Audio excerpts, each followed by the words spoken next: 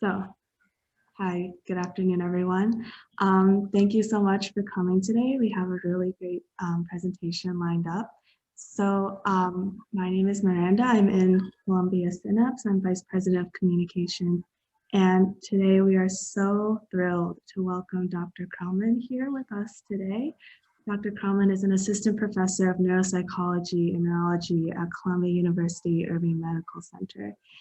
Dr. Krellman's doctoral research focused on cognitive, behavioral, and neuroanatomical phenotyping of inbred mouse strains. And his clinically focused research began with postdoctoral training in traumatic brain injury, or TBI, rehabilitation research at Mount Sinai School of Medicine. So we're really thrilled to have you here today. Thank you, Dr. Krellman, very much for taking the time to speak with us. Thank you, Miranda. So it looks like we have a nice intimate group here. I was wondering if maybe people could let me know, I just want to get a sense of who am I talking to? Am I talking to students, brain injury survivors, professionals? So maybe people could just very quickly let me know, how they identify. Yeah, and if you could, it'd be really great if you could turn on your camera, and then we could, just great to see a face if you're able to. I guess I could start. I mean, I kind of already introduced myself, but I'm a junior in Columbia College, and I'm here because I'm a part of Synapse and just really would love to learn more about traumatic brain injury and the research. Hi, my name's Albertine. I'm a junior at Barnard College. I'm also, I had 3 concussions, and so I'm like still recovering from them, sort of. Injuries I sustained in car accidents, but I'm studying neurobiology now.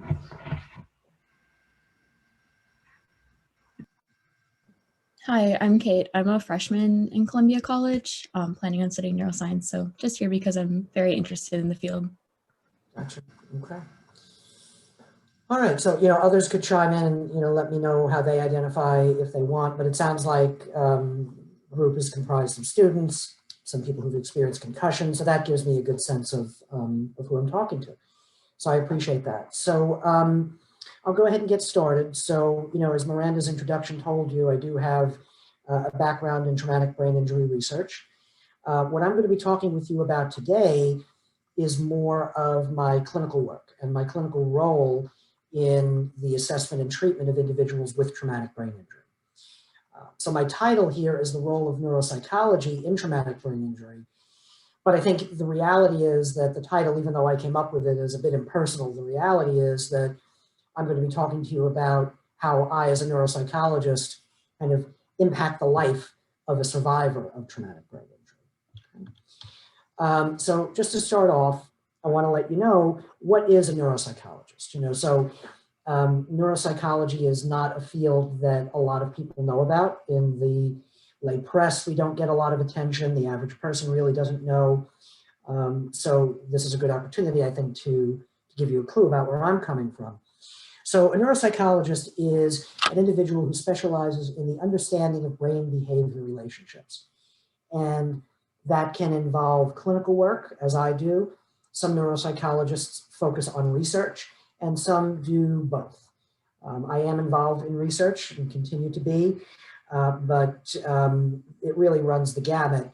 As I said, some are only do clinical work, others research, and some do both.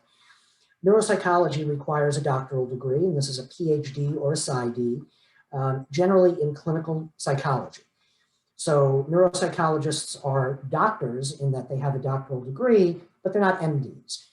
We don't go to medical school, we go to graduate school. And some of us specialize in clinical neuropsychology from the very start of our graduate career, as I did. Some of us do a graduate program in clinical psychology and then specialize in neuropsychology later on, either toward the end of our graduate education or maybe during pre-doctoral internship or postdoctoral fellowship training. But regardless of when we start to specialize in neuropsychology, We do get years and years of experience before we even start practicing on our own. We do up to 3 years of clinical externships, and this involves doing the work of a clinical neuropsychologist under supervision. I did a lot of my clinical externships in aging and dementia, Parkinson's disease populations, lots of different neurological populations like that. It really wasn't until my pre-doctoral internship and my postdoctoral fellowship that I began to focus on traumatic brain injury. Now, neuropsychologists, after they finish their training, have the option of becoming board certified in clinical neuropsychology. And this is an important distinction for, I think, the public to understand, that someone can call themselves a neuropsychologist if they are licensed as a clinical psychologist. Neuropsychologist is not a protected term. So really the best way for clinicians to demonstrate their competence in the specialty of clinical neuropsychology is through board certification. And you might, in your professional, academic, or even your personal lives, if you are a brain injury survivor, you might encounter these acronyms at the end of someone's name. Here at the bottom, you see ABPPCN, right? Well, that indicates that the person is board certified in clinical neuropsychology. They have demonstrated specialty training and competence in the assessment of cognitive skills, of thinking skills. You might also see ABPPRP, and this is board certification in rehabilitation psychology. So now, while clinical neuropsychologists tend to work, as I alluded to before, in a wide variety of populations, rehabilitation psychologists are more likely to have, I think, familiarity with and specialization in traumatic brain injury, because traumatic brain injury often requires rehabilitation, clinical services that help the person to get as close to their pre-injury level of functioning as possible.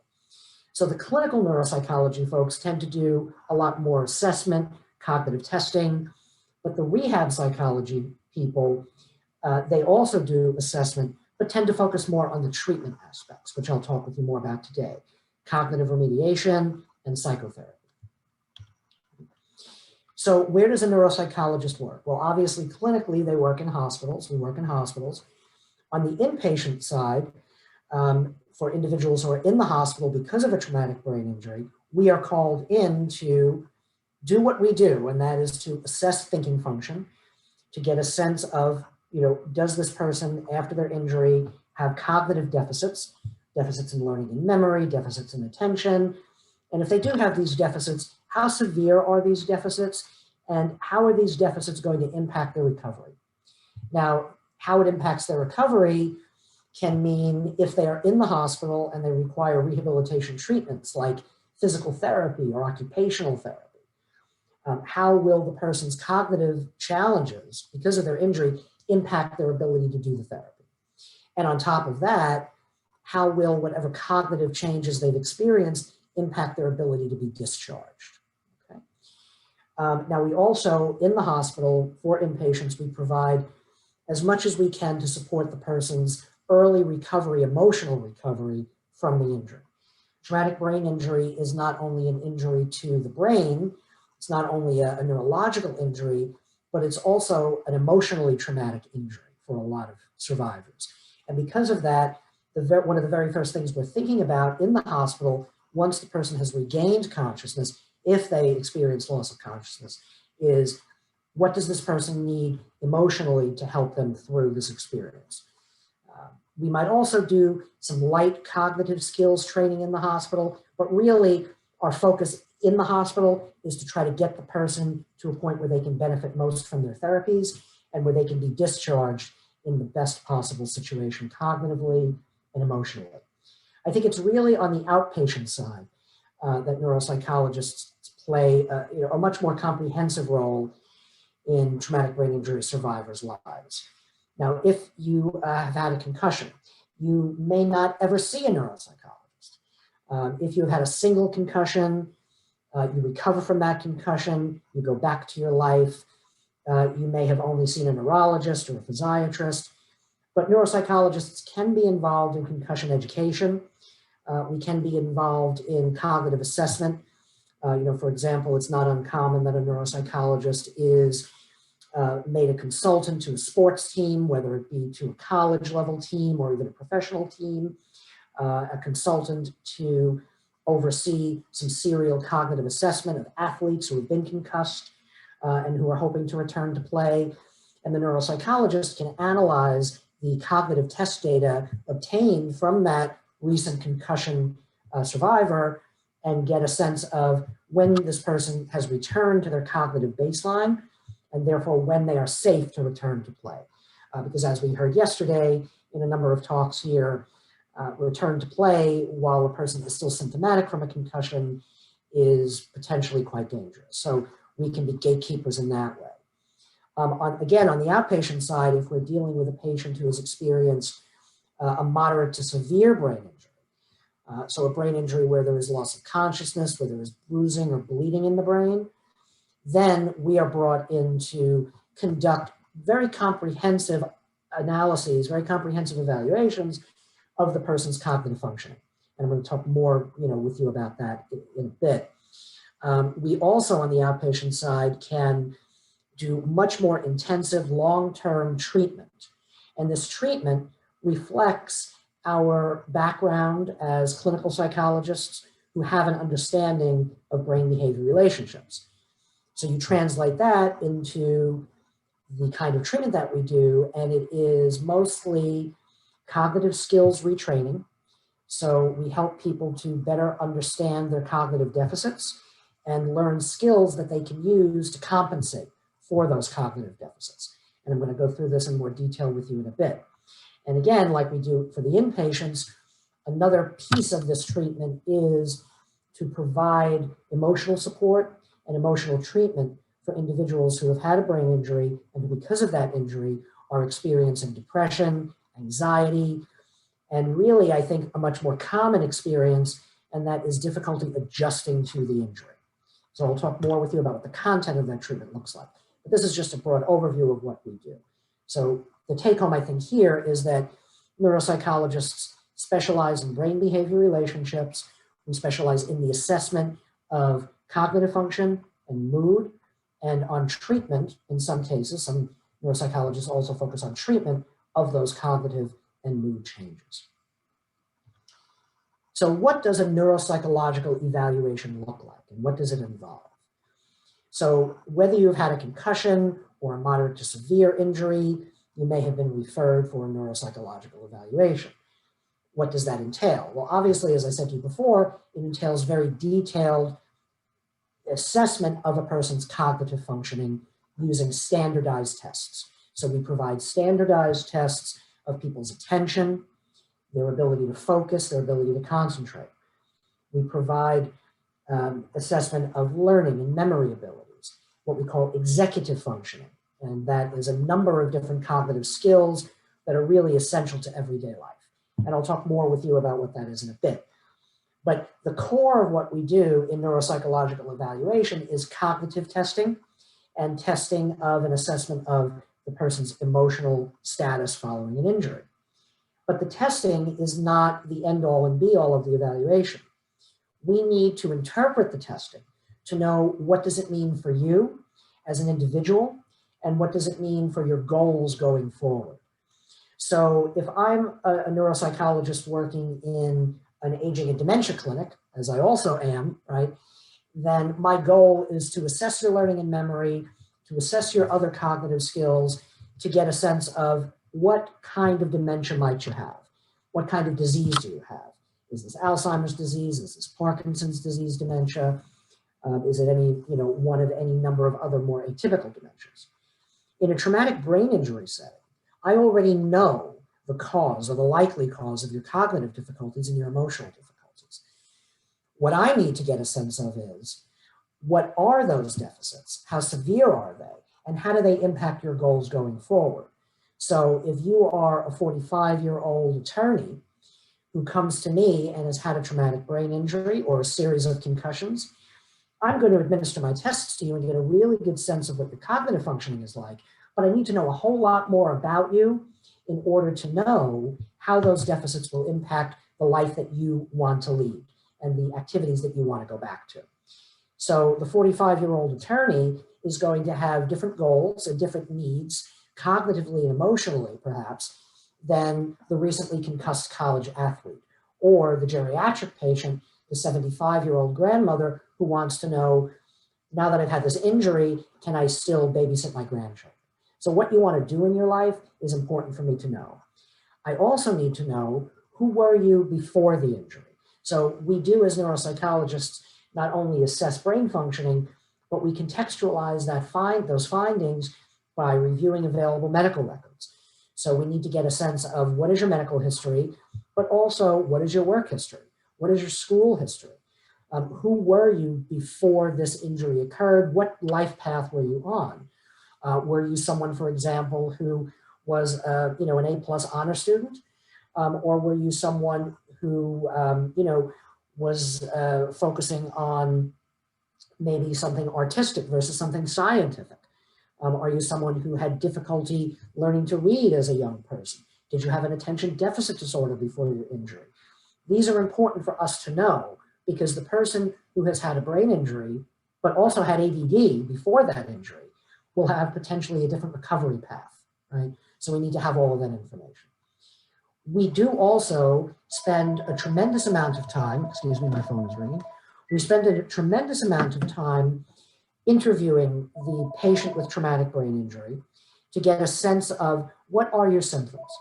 We spend upwards of 45 minutes to an hour in our evaluation just interviewing the patient, getting a sense of what is the patient's history, what is your experience of the injury, but also, what is your family's experience of your injury? What symptoms are you experiencing, and what symptoms do your family notice? So we get a really comprehensive sense of you from records. We get a really comprehensive sense of the patient from their own report. They tell us their own story, and the family also gives us their input as well. And so we take a wealth of medical, psychological, and also social and functional histories. And what we do is we use all of these data to take what we call a biopsychosocial approach to your assessment. Who are you personally? What are your values? What are your beliefs? But also, what is your medical history and what is your neurological level of functioning? And we then administer our cognitive tests, we get our results, and we interpret the results through the lens of all that other information that I just described to you. And we compare the results of the patient to performance on these tests of other individuals of the person's same age, educational level, and in some cases, the ethnicity and race that the person identifies with. And that's important because performance on our cognitive tests can sometimes vary as a function of a person's sex, gender identity, race, ethnicity, and especially education. So while the tests that we give are very standardized, we have to understand that the individuals that we're testing are very different, very variable. And so we need to interpret our testing through the lens of that person as an individual. And as you can see here, when we talk about cognitive testing, we're really talking about tapping into a really wide range of cognitive skills. As I said before, we measure the person's attention, concentration, their working memory, which is the amount of information that the person can compute, manipulate, work with in the moment, right? So when you're sitting down and you're trying to hold a phone number that you just heard in your head long enough to dial it, that's taxing your working memory. Attention and working memory, these aspects of efficiency, of cognitive efficiency, these are areas that are particularly vulnerable to traumatic brain injury, as is information processing speed. So how quickly can you learn information? How quickly can you process information? This is something that is impacted by traumatic brain injury and is a cornerstone of our evaluation. We measure learning and memory, and we measure learning and memory through a number of different ways. We look at how much the person can learn, how much they benefit from learning with repetition, and how much the person can retain of what they've learned after 20 or 30 minutes. We also can look at how much can the person recall, both on their own and with cues or reminders. We measure how much can the person learn when they're told, please pay attention and learn this, versus how much can they learn when we just show them something or tell them something without warning them, and then see how much of that they can retain. And so that's the difference between what we call intentional encoding, learning that you are devoting yourself to doing, versus incidental encoding, or learning that occurs without you knowing that you have to absorb the information. And so what you're seeing here is that we're looking at learning and memory from a lot of different perspectives, because the way that you learn and remember things in the real world is also very varied. And that's the goal of this. The goal of this is to get a sense of how you function cognitively in ways that will inform how you function in the real world. So that way, when a person comes back after we've had the testing, and I talk with them about what the testing showed, I can give them practical suggestions about how they can improve their memory.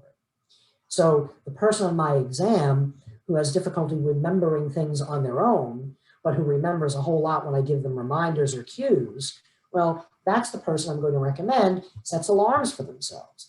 That's the person I'm going to recommend keeps notes for themselves. That's the person that I'm going to recommend uses those kinds of cueing systems to improve their function. Another major aspect of neuropsychological testing is assessing executive functioning. And you may have heard a lot about executive functioning either in your studies or yesterday in yesterday's program here at this conference. But executive functioning is really a very wide variety of cognitive skills. And they are cognitive skills that are, for example, required for planning and organizing your time, thinking flexibly, so thinking outside of the box, problem solving, being able to multitask, inhibiting your responses so that you don't always say exactly what's on your mind. These are all executive functions, a series of organized, complex cognitive processes that allow you to achieve goal-directed behavior, right? So these are the skills that allow you to get yourself together, get through your day, and get things done. And executive functioning is an area that is impacted in traumatic brain injury quite frequently, because just like with attention and working memory, executive functioning has a lot to do with the functioning of the frontal lobe of the brain. And the frontal lobe of the brain is vulnerable to traumatic brain injury. Lastly, here what you'll see is that in addition to all of these different cognitive elements, we also, because we are psychologists, spend a lot of time assessing the TBI survivors' mood and potentially personality. Now, mood is how the person feels emotionally. So when I am assessing mood, I'm getting a sense of, has this person experienced a major depressive disorder? Have they experienced an anxiety disorder because of their injury? Or are they experiencing an adjustment disorder? And I'll talk with you about the distinction between that in a little bit. But overall, the bottom line is we assess mood as well as cognition. Now, just to give you a little bit of a flavor of what these tests look like, right? I can't tell you very much because we need to keep tests that we administer pretty secretive unless you're coming in to take them, because we need to maintain the validity of the tests. If we advertise what our tests ask, then people would study for them, people would learn about them, and then they wouldn't be valid when we bring someone into a clinical setting to administer the testing. So I can't tell you very much about the content, but I can tell you a little bit about what the tests might feel like. So a learning and memory test might involve reading you a list of words, repeating that list of words, and seeing how many you can repeat back to me after hearing them once, after hearing them twice, 3 times, 4 times, etc. So looking at your learning curve with repeated exposure to information. Then, after a period of time, I will then ask the person to repeat back to me all of the information that they can remember. I may give them some cues or reminders. And so what I'm looking for there is how much they can learn, retain, and retrieve or recall on their own. A kind of maybe more fun one is this image. This is one of many images that belongs to a test of visual spatial functioning, where I might say to the patient, please look at this image. This is essentially a picture that's been cut up and the pieces have been rearranged, kind of like a puzzle, What I'd like you to do is look at this picture and tell me what would it be if the pieces were put back together. Now, there's a number of responses that I could get on this test and on this item. Believe it or not, the responses that I get and the kind of responses that I get tell me a whole lot about that person's visual ability, their reasoning ability, even their naming ability. And that is just one question of hundreds that we ask within the course of a neuropsychological evaluation. So the stimuli that we provide is verbal, it's visual, it's very interactive, and it's not done by a computer. It's done one-on-one between the patient and the clinician. So it's an interactive and cognitively challenging experience, but it's very helpful for getting a picture of the person's level of cognitive function. Now, this is a very simplified cartoon of the brain. I think that, given the amount of information that's out there now about the brain, this might even be simple, for a very well-informed college student. But the reality is that what we need to do as neuropsychologists is take the data that we get, the cognitive data that we get, and map it onto areas of the brain. So even though I know walking into the room that the patient I'm seeing has had a TBI, the testing that I do is not only going to help me to get a picture of their thinking abilities, it's also going to give me an idea of where in the brain they have experienced damage. So as I said before, I can trace attention, executive, working memory deficits to the frontal lobe of the brain. Memory is observed or represented in the brain in a number of different areas. Visual functioning tends to be more posterior toward the back of the brain, but every one of these bumps and grooves that you see in this very simplified cartoon has a name. And this is in part what neuropsychologists spend their time doing in school, is learning the names of these bumps and grooves and getting a sense of where in the brain different functions are stored. And again, how do we interpret all of this? Well, I like to tell my students, and I often tell my patients, that when we're done with our assessment and the patient comes to us and says, okay, doctor, so you told me all about my cognitive skills. What does it mean? How do I take this information and use it to go back to my life? Well, I tell the patient, your outcome is going to depend on a number of factors. It depends on what's happened to your head, but it also depends on who you are. So it depends on what happens to the head and the head that it happens to. Again, a brain injury is going to be experienced differently depending upon how severe the injury is. Medical knowledge tells us that a single isolated concussion is going to impact you differently than 3 concussions will impact you. 3 concussions will impact you differently if they happen in rapid succession versus if they happen spread out over years. A brain injury that involves massive bleeding and bruising in the brain is going to affect the person at a more severe level than a single uncomplicated concussion. That's the neurological aspect of it. But patient factors are also incredibly, incredibly determinant in outcome. So we know that younger people tend to recover from TBI in a somewhat better, more progressive way. When I say younger, I don't mean 2 years old or 3 years old. That's pediatrics, and that means that the brain is still very early in its development. And so a brain injury at that very young age can frankly be devastating.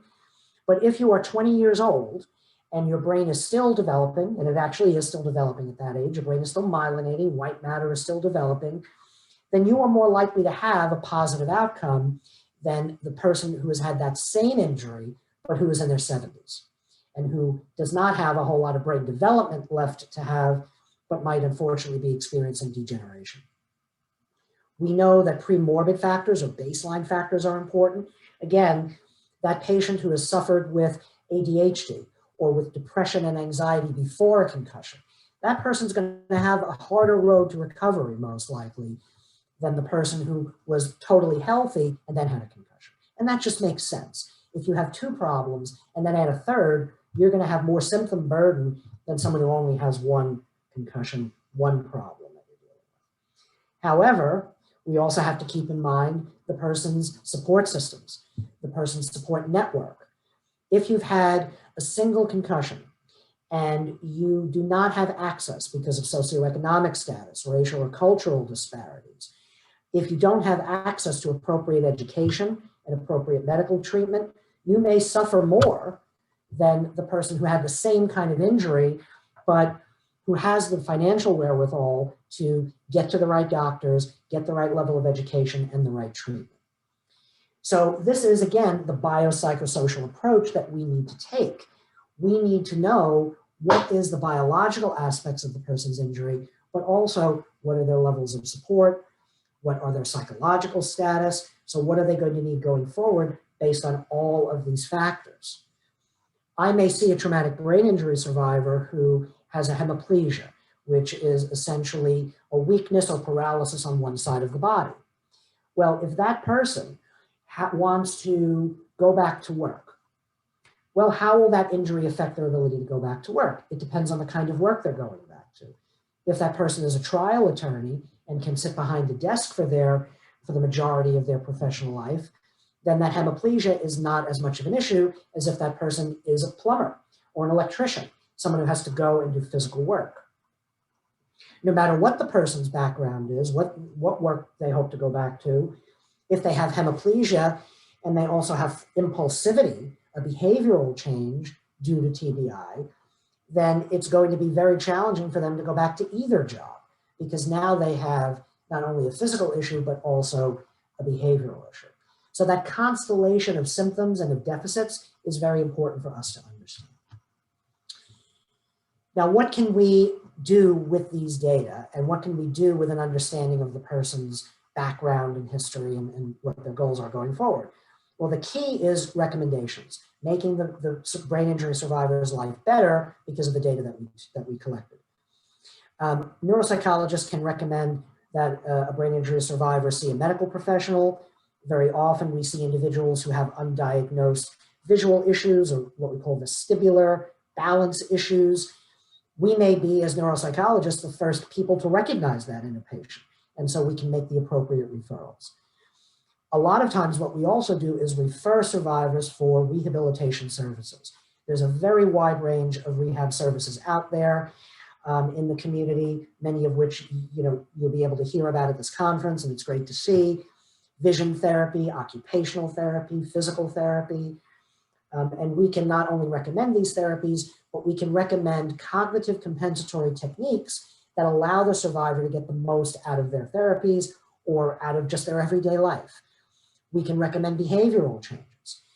For example, fatigue, cognitive fatigue is a very big symptom following concussion and moderate to severe traumatic brain injury. We can teach people how to schedule their time and schedule their day to best manage their fatigue. It sounds maybe simple, but the reality is that a lot of people don't know how to work rest breaks into their life. They don't have experience setting up a study schedule or scheduling downtime or allowing themselves extra time to complete tasks. These sound like very simple behavioral changes, but sometimes we as clinicians need to be the ones to point out that these things can be done and these things need to be done in your particular case. A lot of times we're also recommending tangible physical supports for learning and memory. One of the major tools that we recommend for people with learning and memory deficits are, well, we used to recommend memory notebooks, right?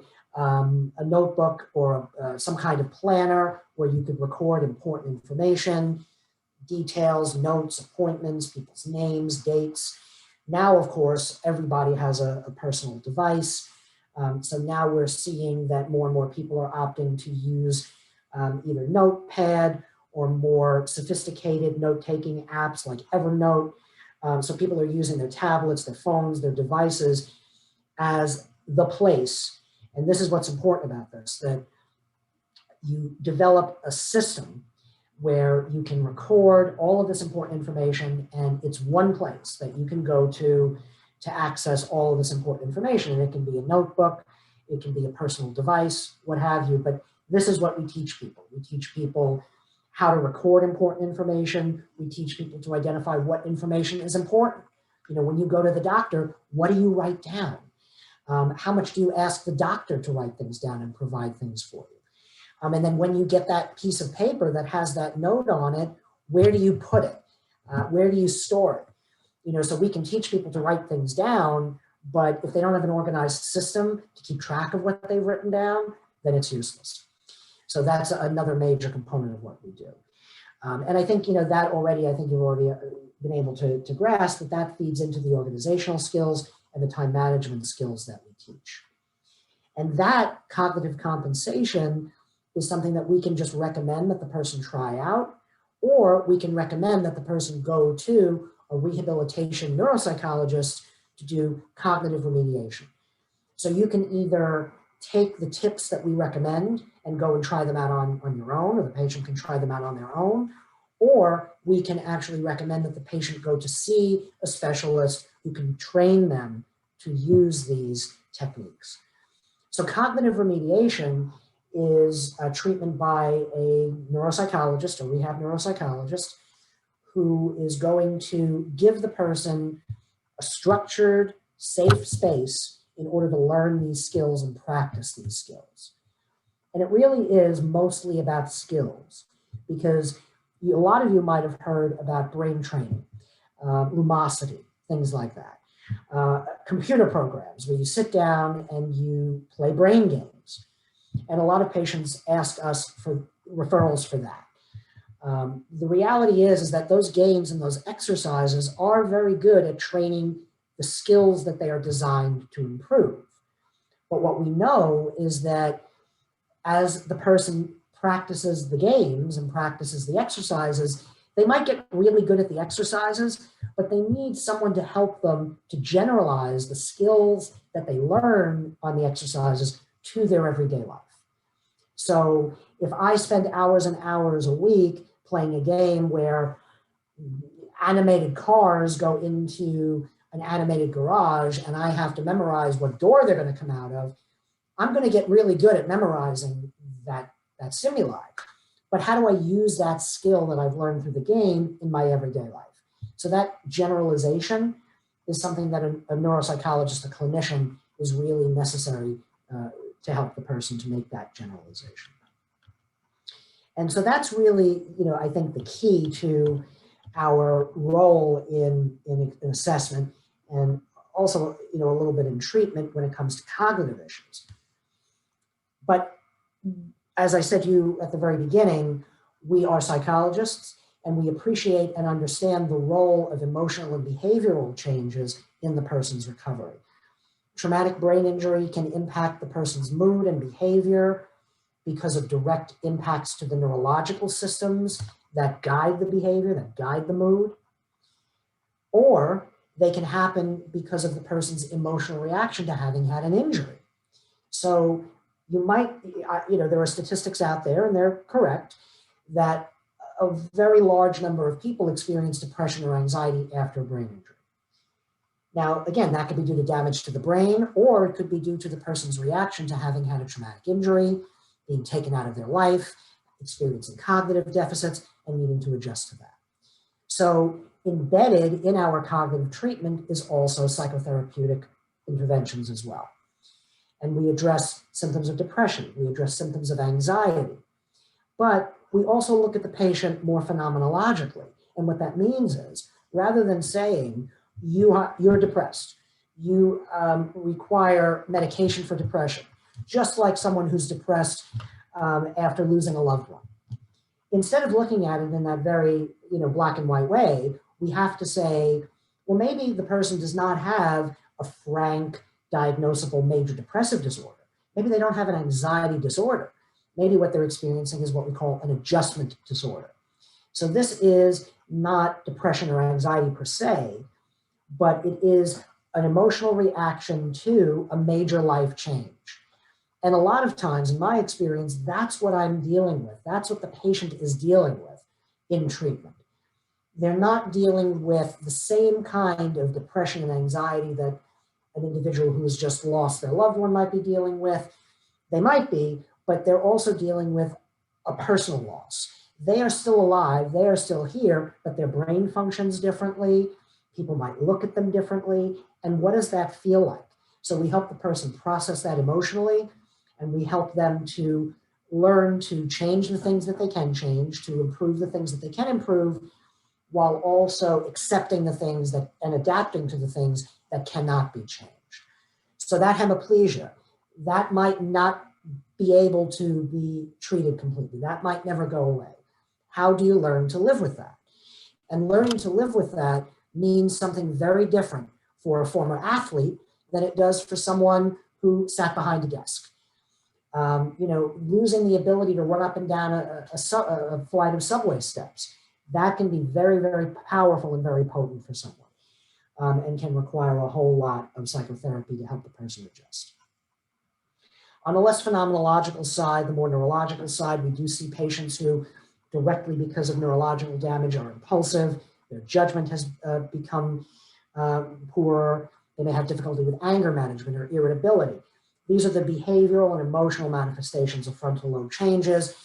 And this is something that we can also address through psychotherapy and through behavioral treatment. These are very challenging deficits to remediate, but it is possible.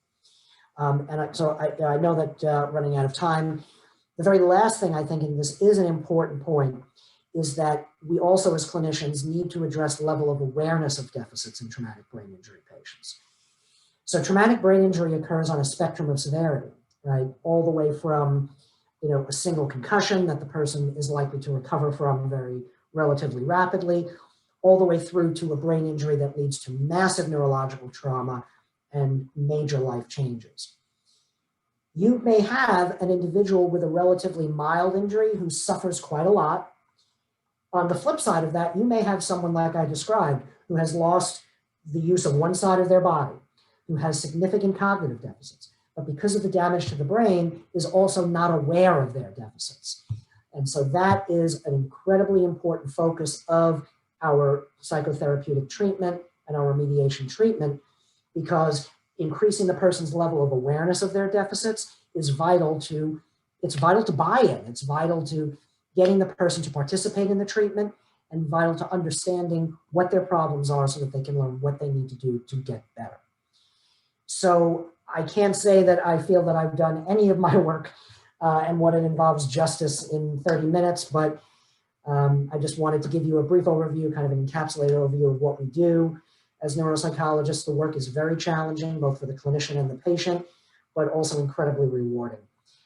So thank you for inviting me here today to ramble on about this. My email is here if people have questions or comments, even if people have questions about themselves or a loved one where they might get help, might get treatment. I'm more than happy to answer those questions via email. And if we have any time now, I'm also happy to answer questions. So thank you.